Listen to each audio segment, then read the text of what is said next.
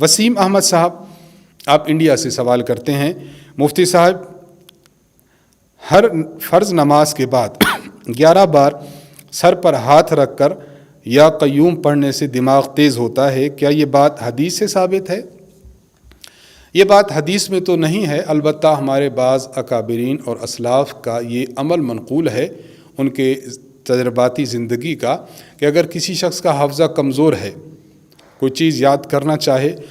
اس کو یاد نہیں ہو پاتی، یا کوئی چیز یاد ہے تو اس کو جلد بھول جاتا ہے، تو اپنے دماغ کو تیز کرنے کے لیے وہ نماز فرض پڑھنے کے بعد اپنے دائیں ہاتھ کو پیشانی پر رکھ کر یا قیوم پڑھتے ہیں۔ تو اگر کوئی پڑھنا چاہے تو پڑھ سکتا ہے، بہرحال یہ حدیث مبارک میں ایسی بات منقول نہیں ہے۔ یہاں ایک بات کا تذکرہ عرض کرنا ضروری سمجھوں گا، امام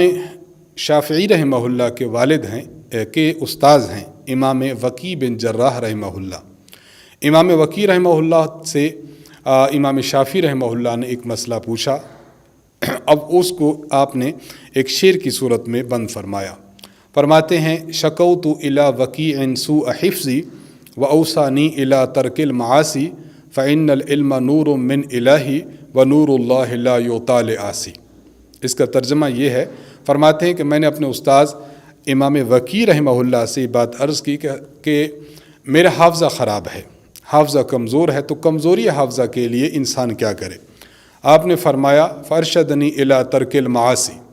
کہ انسان جو حافظہ کی مضبوطی کا اور حافظہ کے قوی ہونے کا خواہش مند ہو، اسے چاہیے کہ وہ گناہوں کی زندگی کو چھوڑ دے۔